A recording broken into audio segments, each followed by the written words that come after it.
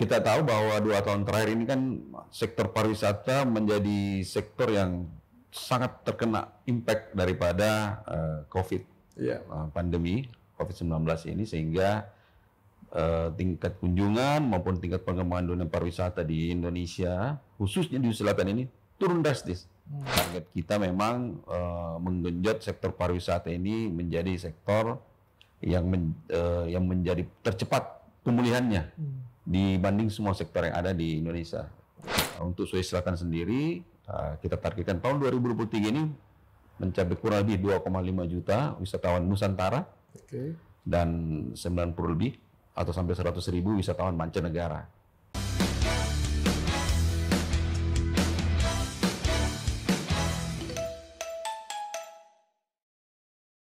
Halo sahabat Tuki, bagaimana kabar hari ini?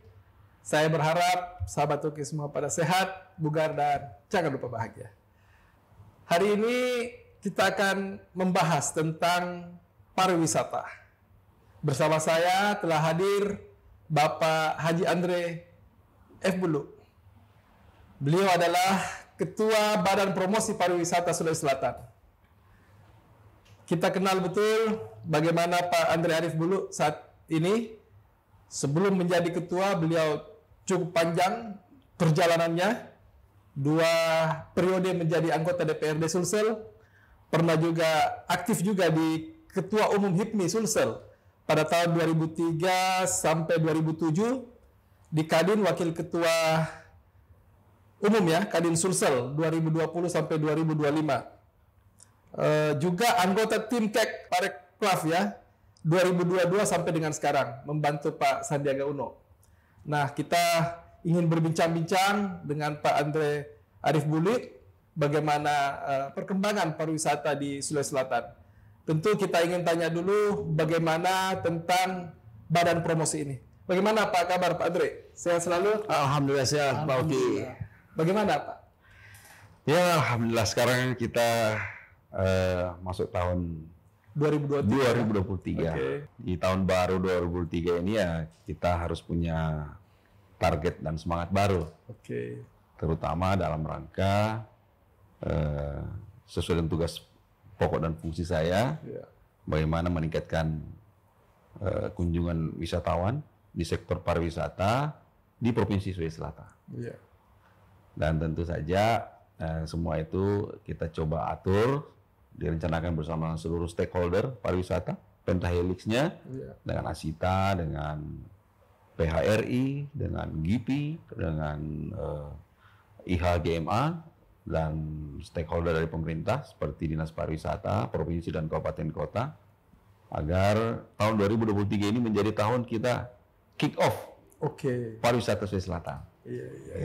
Itu target kita. Targetnya. Ini kalau saya baca di sini targetnya itu wisatawan mancanegara itu sekitar 90.000, kemudian wisatawan Nusantara itu sampai 2,5 juta. Bagaimana bisa memenuhi target-target itu? Apa yang dilakukan? Iya, memang ini merupakan satu tantangan tersendiri, Pak Uki, karena kita tahu bahwa 2 tahun terakhir ini kan sektor pariwisata menjadi sektor yang sangat terkena impact daripada COVID, pandemi COVID-19 ini, sehingga tingkat kunjungan maupun tingkat pengembangan dunia pariwisata di Indonesia, khususnya di Selatan ini, turun drastis. 90% turun dari sebelum COVID. Nah, saya diberi tugas oleh Bapak Gubernur masuk di Badan Promosi Pariwisata Daerah Sulawesi Selatan ini itu bulan November tahun 2021. 2021, sehingga keadaan yang seperti ini menjadi tantangan tersendiri bagi saya dan tim teman-teman dari unsur penentu kebijakan, namanya UPK BPBD Sulawesi Selatan, dan unsur pelaksana, itu ada direktur eksekutif dan timnya, bagaimana mengembalikan Sulawesi Selatan ini menjadi posisinya pra pandemi, tapi dengan catatan pascanya dia sudah lebih baik daripada pra pandemi itu. Karena banyak yang kita kerjakan juga menjadi arahan dari pemerintah pusat, khususnya Kementerian Pariwisata dan Ekonomi Kreatif, target kita memang menggenjot sektor pariwisata ini menjadi sektor yang menjadi tercepat pemulihannya dibanding semua sektor yang ada di Indonesia. Katakanlah seperti infrastruktur, kemudian sosial, kemudian ekonomi dan sebagainya. Kita targetkan pariwisata menjadi sektor yang paling cepat recovery di masa pasca pandemi. Oleh karena itu, kami menyusun target-target bersama seluruh pentahelix yang ada. Untuk Sulawesi Selatan sendiri, kita targetkan tahun 2023 ini mencapai kurang lebih 2,5 juta wisatawan Nusantara dan 90 lebih atau sampai 100.000 wisatawan mancanegara yang berkunjung atau lewat di Sulawesi Selatan. Ya. Apa strategi yang dilakukan? Jadi karena ini 2023 menjadi target kita, tentu kerjanya sebelumnya, Pak Eki. Jadi kita beberapa teman-teman sudah kita susun beberapa konsep yang ada. Tahun 2022 kemarin, karena Badan Promosi baru terbentuk di November 2021, kami coba promosi keluar. Kita promosi keluar. Yang pertama, kami melakukan kerjasama dengan itu awal Maret tahun lalu. Itu dengan ITDC, Indonesian Tourism Development Corporation, dalam rangka menggait turis atau penonton yang mengunjungi atau melihat pagelaran MotoGP di Mandalika. Oh, Mandalika. Ya, target pertama kami. Jadi di sana kami kerjasama 3 tahun dengan ITDC, di mana Sulawesi Selatan diberikan hak untuk mempromosikan potensi kepariwisataan dan ekonomi kreatif di tengah-tengah sirkuit di sana, di setiap pagelaran MotoGP. Alhamdulillah tahun pertama kita sudah laksanakan itu, dan kunjungan wisatawan Nusantara yang bolak-balik pada saat MotoGP itu, hasil catatan yang ada kurang lebih 5.000 orang kunjungan 3 hari pada saat pelaksanaan MotoGP dari Makassar ke Lombok. Karena kami juga pada saat itu membuka direct flight langsung kerjasama dengan maskapai swasta yang alhamdulillah berjalan sampai hari ini. Ya. Dan setelah itu kami coba membantu Pemprov Sulawesi Selatan untuk membuat destinasi-destinasi wisata baru yang ada. Caranya adalah kita mengajak seluruh pemerintah kabupaten kota untuk menciptakan acara atau destinasi wisata yang sifatnya bisa permanen di semua kabupaten kota. Cara pertama adalah kita mencoba mengajak mereka untuk mengikuti Lomba Anugerah Desa Wisata Indonesia ADWI 2022 kemarin. Dan kita di Sulawesi Selatan menjadi peserta terbanyak ADWI 2022 itu. Dari 3.000 desa yang mendaftar, itu 465 desa berasal dari Sulawesi Selatan. Jadi kita mendapat penghargaan dari pemerintah, dari Kemenparekraf, menjadi provinsi yang punya desa wisata terbanyak, 465. Dari 465 itu kita mendapatkan 5 penghargaan sebagai desa wisata terbanyak. Kemudian 4 desa wisata di Sulawesi Selatan ini menjadi juara nasional masing-masing kategori. Yang terakhir itu desa Barania di Sinjai, kemudian desa di Palopo 1, kemudian di Bantaeng, kemudian satunya di Luhut Timur. Luhut Timur. Jadi 4 desa kita juara. Dan ini menjadi satu target kita agar destinasi wisata baru ini menjadi tujuan-tujuan wisata yang memberikan tawaran kepada para wisatawan untuk berkunjung ke Sulawesi Selatan. Kemudian dalam beberapa kesempatan pula kami sangat aktif untuk mempromosikan satu destinasi wisata yang sifatnya mengglobal. Jadi kita bekerjasama dengan teman-teman dari Badan Pengelola Geopark Maros Pangkep, kita berjuang agar Geopark Maros Pangkep ini yang terhampar dari Makassar sampai Baru, intinya ada di Ramang-Ramang, di Bantimurung, di Leang-Leang, kemudian di pesisir Pangkajen Kepulauan, di sana kepulauan itu bisa menjadi kawasan UNESCO Global Geopark, menjadi kawasan wisata geopark kewarisan dunia namanya. Kita pertama sudah punya warisan dunia 1, seperti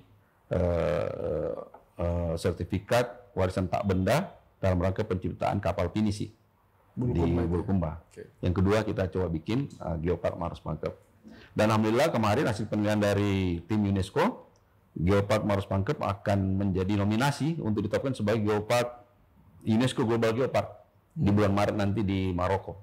Di Maroko ya. Di Maroko. Dan menurut informasi yang kami terima, insya Allah Geopark Maros Pangkep lulus menjadi salah satu geopark. Dan ini ketika dia menjadi salah satu wisata warisan dunia, maka bisa dipastikan dia akan menyaingi seperti Borobudur, seperti Danau Toba, seperti katakanlah di Mandalika dan sebagainya. Sulawesi Selatan bisa menjadi provinsi dengan predikat super prioritas destinasi wisata. Ya, karena sekarang baru ada 5. Yang pertama ada di Danau Toba, Borobudur, Labuan Bajo, Mandalika, dan Likupang. Berarti yang ke-6 kita coba masukkan Sulawesi Selatan di situ. Ya. Nah, bagaimana Sulawesi Selatan ini kan cukup luas. Ya. Bagaimana mempromosikan daerah-daerah lain? Kan misalnya kalau di sini Tanah Toraja, oke, sudah sangat terkenal. Sekarang ada Rambang-Rambang. Tapi kan Sulawesi Selatan ini cukup luas, di mana daerah-daerah lain, bagaimana strateginya itu? Kami mendapat arahan dari Bapak Gubernur agar kita buat semacam klaster, Pak Oki. Klaster ya, tourism cluster. Iya. Kita di teman-teman di Badan Promosi coba membuat 4 klaster. Yang pertama tadi klaster Geopark, itu Makassar sampai Baru, kemudian klaster Toraja dan Luhur Raya.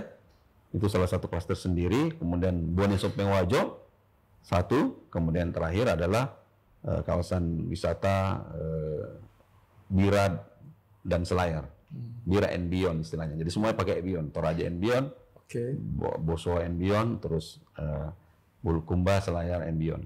Dari Bulukumba, Selayar sampai dengan Takalar. Ini semua kita coba meramu bersama teman-teman. Mudah-mudahan dalam tahun ini kita sudah bisa merumuskan kegiatan ini bisa saling berhubungan. Sulsel terbentang terlalu luas. Kalau kita berkunjung ke Sulsel, menuju ke Toraja itu perlu 8 jam, Pak. Ke Bira perlu 5-6 jam, ke Bone perlu 6 jam juga. Jadi wisatawan itu kayak terlalu jauh di jalan gitu. Nah, jadi coba kita mengklasternya sehingga mereka sebelum berkunjung, kita membuat semacam peta dalam rangka memudahkan para turisme untuk datang. Memilih klaster 1, 2, 3, atau 4 ini sudah sebelum start. Teman-teman sudah membuat satu semacam Sulawesi Selatan Tourism Maps. Ya. Kita akan launching nanti tanggal 2 dan 4 Maret di Makassar. Kita akan membuat satu semacam acara East Indonesia Tourism and Investment Summit. Di situ kita launching. Jadi target kita adalah bagaimana wisatawan ini mudah, mulai dari berangkat di kampungnya sana atau negaranya, sudah mengklik aplikasi ini, sampai dia pulang kembali, itu sudah teratur. Nggak perlu sampai sini baru bingung, kita besok ke Toraja, besok mau ke Rambang-Rambang, besok mau ke Bulukumba, ini jauh sekali mutarnya. Daripada dia tidak efisien, kita coba membuatnya lebih efektif. Begitu. Kemudian juga dalam beberapa kesempatan terakhir, kami aktif berpromosi di dalam negeri. Yang pertama kita lakukan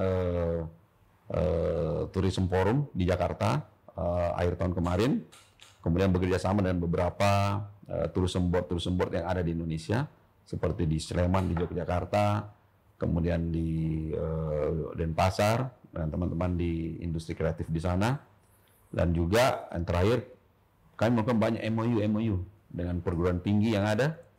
Kalau di sini Nampotekpar, dengan Unhas, dengan Amkop, kemudian teman-teman dari kementerian yang terkait dengan pariwisata, seperti dengan Kementerian Investasi dan Kementerian BUMN. Kami coba rangkum semua menjadi satu sarana untuk mempromosikan Sulawesi Selatan. Jadi dalam acara nanti itu kami akan mengundang 5 kementerian. Kementerian Investasi, Kementerian BUMN, Kementerian Pariwisata dan Ekonomi Kreatif, Kementerian Perdagangan, dan Kementerian Koperasi dan UKM. Kami coba rangkum semua. Kita lakukan MOU semua dengan instansi terkait. Persiapannya itu ya. Bagaimana dengan Malino? Ini kan juga menjadi tempat wisata yang banyak didatangi. Betul sekali. Apakah juga sudah masuk di? Ya, kita masuk klaster keempat itu. Masuk klaster. Iya, jadi masuk dalam klaster Bulukumba Bira, Bantaeng, Jeneponto, Goa dan Takala. Kita masukkan di Malino. Apalagi saya lihat pemerintah daerah Kabupaten Goa sangat aktif untuk menciptakan Malino menjadi destinasi wisata baru. Betul. Ya, dan kami berapresiasi khusus kepada Pak Bupati. Iya.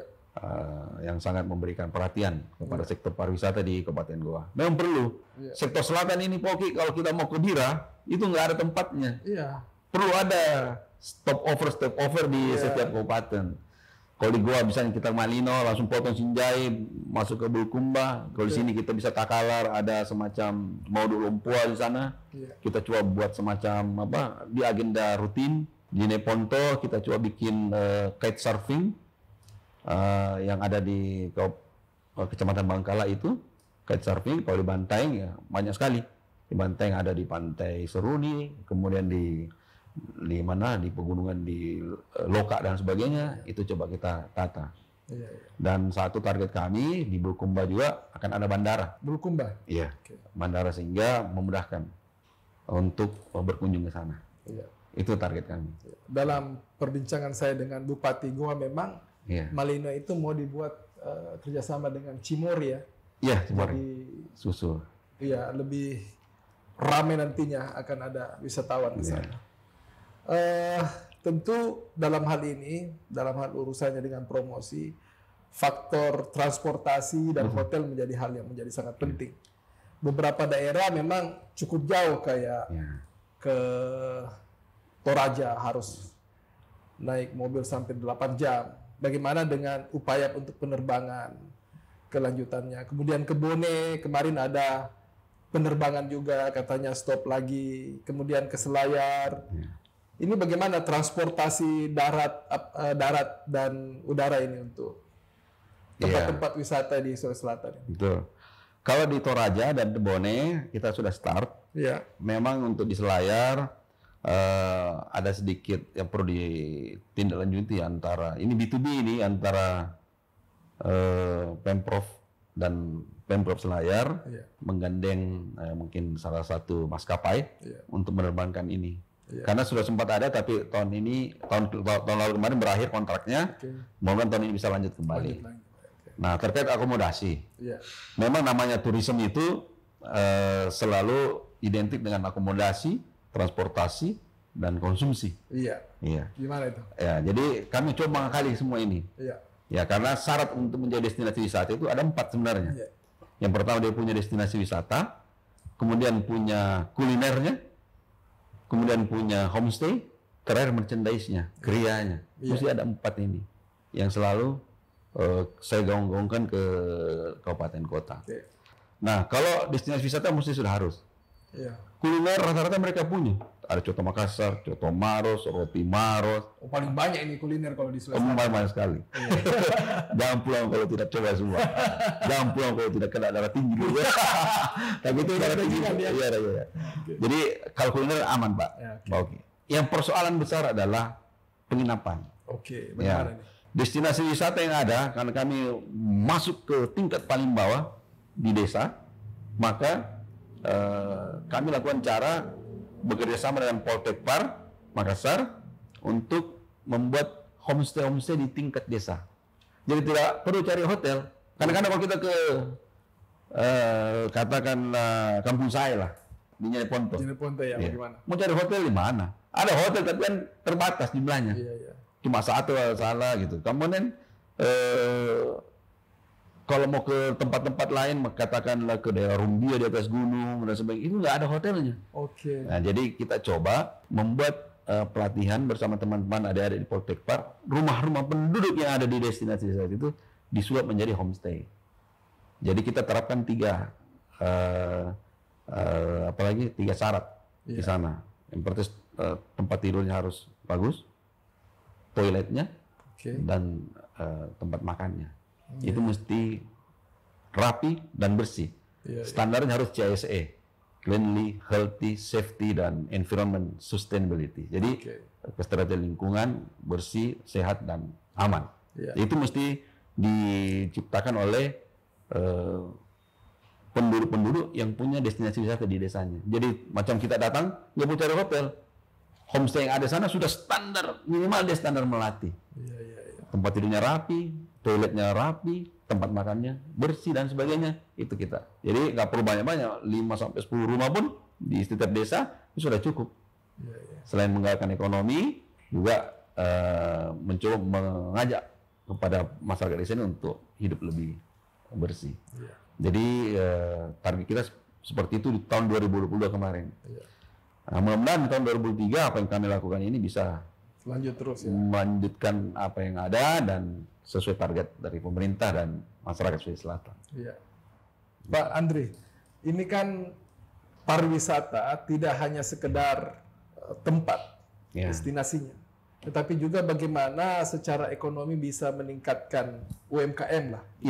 Baik itu merchandise-nya, kulinernya, dan lain-lain. Bagaimana peningkatan ini dilakukan dalam hal untuk meningkatkan ekonomi masyarakat setempat? Jadi dalam kunjungan kami ke Denpasar awal kepengurusan BPBD Sulsel ini, kami sudah bekerjasama dengan Yayasan Soekarno di sana dalam rangka peningkatan produksi serta pemasaran hasil kriya atau merchandise ekonomi kreatif di masyarakat. Karena Yayasan Soekarno ini sudah kerjasama juga dengan Krishna di Bali. Di Krishna kita sudah tahu. Yayasan Soekarno ini berada di Denpasar. Di Denpasar ya. Dia dimiliki oleh salah satu anggota DPD RI. Kalau tidak salah ponakannya Ibu Mega juga. Jadi kita coba melalui jalur itu untuk masuk ke Krishna dalam rangka memberi pelatihan kepada seluruh pelaku ekonomi kreatif di Selatan dalam rangka memproduksi dan memasarkan produk daerah Sulawesi Selatan. Sudah melakukan kerjasama dalam rangka membina para pelaku merchandise yang ada di destinasi wisata itu. Jadi kami coba membuatkan dia pelatihan dalam waktu kurang lebih 1 bulan di Denpasar, di Bali. Pulang dia memproduksi hasil karyanya di sana. Sekaligus kalau B2B-nya jalan langsung dipasarkan di Krishna. Nah, yang kedua adalah kami memberikan akses untuk promosi kepada seluruh ekonomi kreatif Sulawesi Selatan di setiap event yang ada di Sulawesi Selatan. Jadi kalau event kami kerjasama dengan Dinas Budaya dan Pariwisata, ada Mulofest, kemudian beberapa kali kita adakan pameran, dan nanti di East Indonesia Tourism Summit kami buka kurang lebih sampai 50 booth untuk ekonomi kreatif di sana, dan kelasnya kami pisahkan, dan khusus untuk Ekraf Sulsel kami tidak pungut biaya. Jadi kami buatkan dia salurannya untuk memasarkan, dan kami coba membuat semacam kelompok di dalam agar ekonomi kreatif yang ada ini, apakah dia merchandise, apakah dia makanan dan sebagainya, itu bisa menjadi ciri khas tersendiri. Jangan semua bikin kapal pinisi, jangan semua bikin rumah tongkona, jangan. Jadi ponte ya patung-patung kuda lah misalnya, kan? Di Toraja tongkonannya dibikin yang cantik dalam kaca dan sebagainya. Itu disesuaikan dengan budaya setempat sesuai punya ciri khas. Ciri khasnya sendiri. Karena kita kadang-kadang tidak dipercaya, Pak Oki. Soal dari Cirebon tuh, sudah makan kuda? Belum. Wah, belum Cirebon. Itu kulinernya. Kulinernya. Atau benar ada oleh-oleh dasar, betul-betul ya Cirebon. Harus gitu. Dalam pengembangan pariwisata sendiri ini, bagaimana support dari pemerintah daerah, baik itu di kabupaten kota maupun di provinsi Sulawesi Selatan? Saya mengucap syukur, alhamdulillah banyak kepada pemerintah provinsi Selatan maupun pemerintah kabupaten kota, karena dalam 1 tahun terakhir ini semangat untuk membangkitkan sektor pariwisata ini luar biasa sekali, Pak. Prestasi 465 desa ini susah tercapai kalau tidak di-backup oleh kabupaten kota. Kita masuk 50 besar. 465 ini masuk 50 besar. Tapi juaranya memang cuma 4, tapi kita masuk 50 besar semua. Kemudian dari pemerintah provinsi, ya memang dalam tahun 2023 ini ada stimulan yang diberikan kepada kami yang khusus untuk membangkitkan sektor pariwisata. Dan satu tambahan dari Pemprov, kalau ini bisa berjalan baik, promosinya jangan di Indonesia. Keluar. Coba kita keluar. Oke. Nah, coba di luar, ini sudah kami coba rancang dengan teman-teman dari stakeholder. Minimal kita berpromosi karena kita sudah punya direct flight dari Makassar ke Singapura, Makassar ke Malaysia. Salah satu negara itu kita mungkin menempatkan beberapa booth untuk dipromosikan di sana. Ini lagi coba kita rancang, dan dukungan jangan dari kabupaten kota dan provinsi kita harapkan, dukungan dari pemerintah pusat seperti Kemenparekraf juga kami harapkan.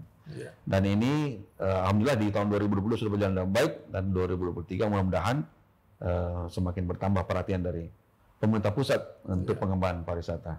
Kalau bicara pemerintah pusat ini mestinya lebih dekat ya, karena hubungan Pak Andre dengan Pak Menteri Sandiaga Uno lebih dekat. Bagaimana dukungan yang lebih spesifik dari kementerian kepada Sulawesi Selatan?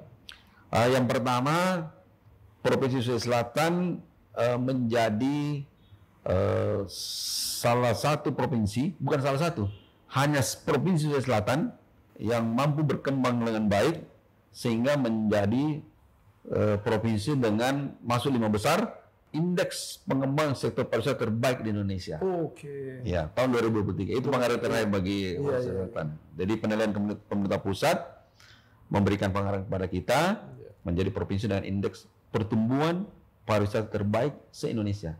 Masuk 5 besar. Padahal kita tidak masuk dalam 5 provinsi yang dikategorikan super prioritas pariwisata. Itu luar biasa. Jadi perhatian pemerintah pusat seperti memberikan dukungan, memberikan perhatian. Pak Sandi ini mungkin salah satu menteri yang paling sering datang ke Makassar. Tiap bulan mungkin diinjak kota Makassar. Saya dengar bulan ini akan datang lagi. Akan ada bulan ini. Acara apa itu, Pak? Biasa dalam rangka kalau awal tahun konsolidasi pariwisata. Kemudian mungkin beberapa kunjungan ke destinasi. Nah, itu menjadi catatan tersendiri bagi kita bahwa Menteri Pariwisata paling sering ke Sulawesi Selatan. Ya. Bukan karena terlalu dekat dengan Pak Andre Budi. Enggak. Saya bukan. Kita rabu aja. Ya, sahabat Tuki, kita sudah bercerita banyak tentang pariwisata, khususnya Badan Promosi Pariwisata Sulawesi Selatan yang dipimpin oleh Pak Andre Arif Bulu. Dan kita tahu betul Pak Andre Arif Bulu ini juga politikus. Seperti yang saya katakan dari awal bahwa beliau 2 periode menjadi anggota DPRD Sulawesi Selatan. Seorang pengusaha juga dan tentu sangat sibuk. Ini waktunya Pak Andre, 2024 sudah dekat ini katanya tahun politik. Tahun ini sudah mulai orang bekerja politik begitu. Pak Andre, apakah masih ada keinginan untuk aktif di politik lagi kembali, khususnya apakah menjadi anggota DPRD Sulsel atau mungkin DPR pusat, bagaimana? Saya mau doa Pak Uki aja dulu. Tapi bagaimana rencananya? Iya, jadi ya gimana ya, dalam berkarya, dalam memberikan pengabdian kepada masyarakat, memang tidak tertutup di salah satu sektor saja, banyak sektor untuk memberikan itu. Dan saya kebetulan sudah pernah masuk di sektor politik itu. Beberapa tahun lalu sama-sama Pak Uki, kita di Sulawesi Selatan sempat menjadi legislatif di sini. Kemudian aktif di pariwisata selama hampir 2-3 tahun terakhir. Dan tahun 2024 saya kira memang ini tahun penuh tantangan ya. Kita selesai dari COVID, kemudian mudah-mudahan tidak terjadi, ada lagi resesi dan sebagainya. Saya kira memang tahun 2024 perlu kolaborasi yang lebih kencang lagi di semua sektor. Sehingga pemulihan kita di bangsa negara maupun katakan di masyarakat itu bisa lebih cepat. Dengan berbagai pertimbangan tentu pariwisata tidak bisa berjalan sendiri. Perlu dukungan daripada stakeholder lain, baik dari pemerintah, di eksekutif maupun di legislatif. Saya juga masih tercatat sebagai salah satu anggota partai politik. Di Gerindra ya? Di Gerindra. Sampai saat ini masih di Gerindra, dan tentu tawaran-tawaran untuk tetap memberikan kontribusi di bidang politik masih ada. Dan tentu ini menjadi harapan tersendiri bagi saya, sekiranya memang masih bisa masuk ke situ dalam rangka membantu semua stakeholder yang ada ini. Tidak salahnya barangkali kita masuk kembali ke situ. Apakah di legislatifnya, apakah nanti kelaknya di eksekutifnya. Tapi itu belum kepikiran bagi saya. Ya. Memang saatnya sekarang sudah mulai. Tapi sampai saat ini juga saya belum mendaftar. Ya. Tapi karena sebagai kader partai, mungkin sudah ada namanya di sana. Tapi kita belum tahu kelanjutannya. Mudah-mudahan lah dalam 2024 ini semua sektor akan berbenah dan politik menjadi salah satu jalan untuk membenahi itu semua. Iya, karena kita tahu bahwa dunia politik yang digeluti Pak Andre ini kan sudah cukup panjang, gitu ya. Walaupun belum menentukan sikap, tapi kan sudah ada pikiran-pikiran untuk kembali ke sana. Kalau harus memilih, lebih bagus di eksekutif atau legislatif ke depannya nih? Ini dia ini. Saya pasal sama Uki aja. Iya. Oke, sahabat Uki. Kita telah lama dan cukup panjang bercerita tentang pariwisata dan bagaimana ke depan Pak Andre Arif Bulu, khususnya di Sulawesi Selatan.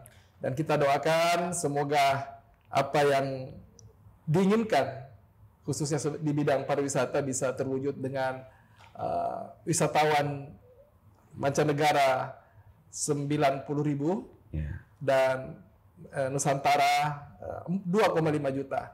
Dan bagaimana juga mudah-mudahan Pak Andre di bidang politik bisa kembali berkiprah juga, khususnya di Partai Gerindra.